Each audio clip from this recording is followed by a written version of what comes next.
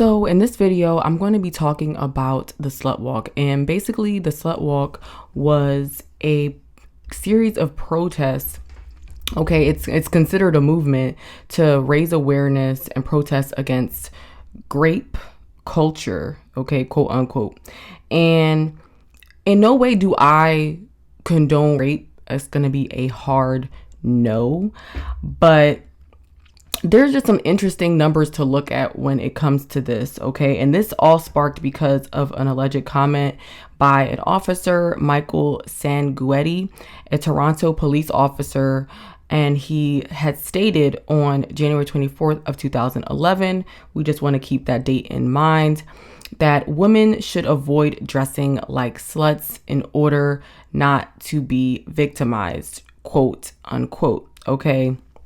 So that's what this officer had said, that, you know, definitely enraged the Jezebel spirit, definitely enraged these women, especially these modern women nowadays. And, you know, and I'm not saying, you know, it's not even a matter of, you know, what he said, how he said it, whatever the case is, because we have created an overly sensitive, super soft, gummy bear soft society where you can't say anything. You have to think about everyone's feeling and forget about reality and forget about the logic, the realness of things. But, you know, this is what they're pushing: delusion. They're pushing delusion. They're pushing things to confuse an already difficult enough world because of all of the crime and all of the pain and suffering that's going on. We also have to confuse people, confuse kids who are learning. But anyway, this definitely sparked a whole situation where there were a bunch of protesters, and of course women would be out there naked and brazen, and people would call them brave for whatever reason, because again, everyone wants a cookie, first, second, third, fourth, fifth, seventh, eighth, 20th place now. So it's like everyone is so sensitive that they need to have some type of reward or trophy for doing nothing that's really productive. So yes, we are all sluts. You're a slut. All these dudes behind you are sluts. Your cameraman's a slut. Your PA's a slut. And your mic's a slut. And what made you a slut? Because I own my body. My body is not a political playground. It's not a place for legislation. It's mine, and it's my future. And we succeeded. The spearhead of this whole situation was Amber Rose. Honestly, in my opinion, I feel like she was, and that's the main person, obviously, because she is successful and famous and known, or whatever the case is.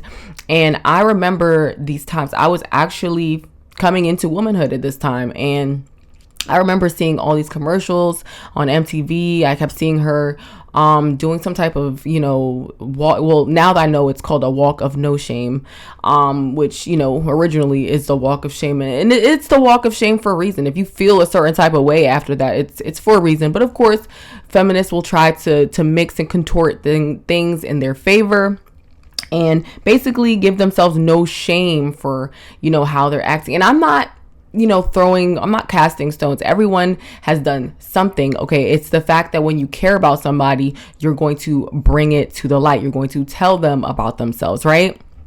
So, right? That's what I'm assuming was the goal of the people that were protesting. But of course, if you have eyes to see and ears to hear, you would know that this is all a part of the agenda. This is all a result and all a scam to push feminism. And I just want to make this video to show how toxic feminism is. These aren't just opinions, okay?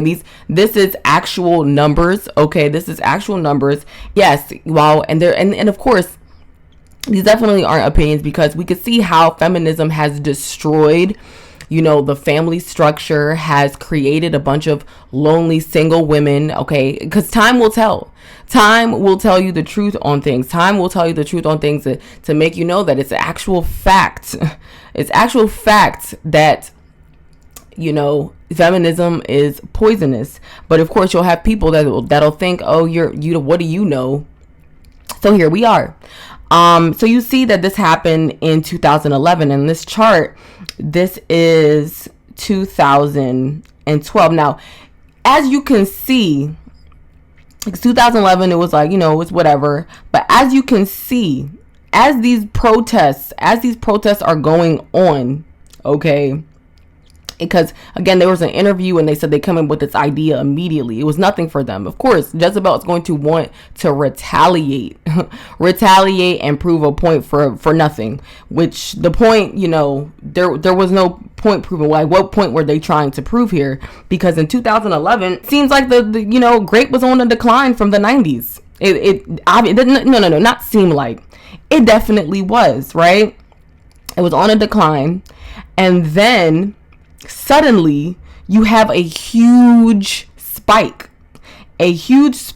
up, okay, in 2012. I mean, a dramatic spike. And from there, it just kept going up. And there was other rallies in 2016, but it's crazy. It's like it's promotion. You know, when you're a business owner and you run ads, or you're on, you know, Instagram or any of these platforms and you're running ads, of course you're going to get a peak in whatever you're trying to advertise, whatever you're pushing. You're going to get views, okay?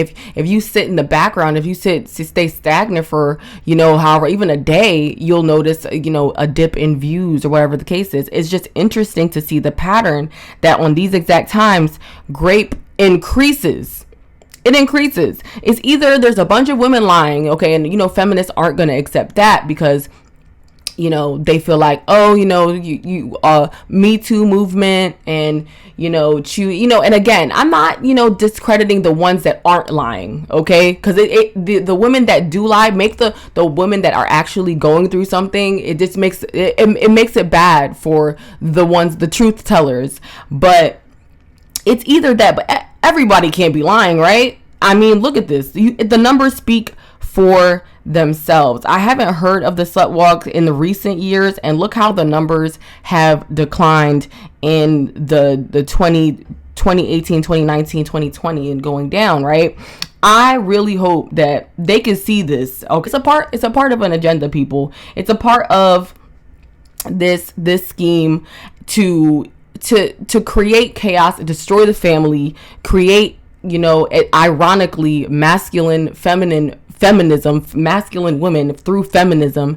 And it's just sad to see, because a lot of people are being misguided. A lot of people are heavily confused, and yet it's crazy. It's just backwards. It's absolutely backwards. You have people calling people brave for being naked outside. Like, I thought bravery was about standing up for righteousness, okay? I thought bravery was about going to war and fighting for your family or something, like, you know what I mean, fighting for a real righteous cause. But this nowadays you could just be brave for anything. You just walk outside and be naked, and you get a round of applause. It's absolutely insane, especially if there's kids walking around. No one says anything about that. The fact that exposing yourself is exposing yourself to the potential of children being around. But everyone doesn't want to talk about that. That doesn't matter in today's society. And that's what this brainwashing has done. This is what this conditioning has done to, you know, make people who call it out seem like they're quote unquote judgmental, or of how, you know, the action of judging a woman for promiscuity or wearing certain things. And it's like, this society is pretty much doomed. I can't wait till Jesus come back.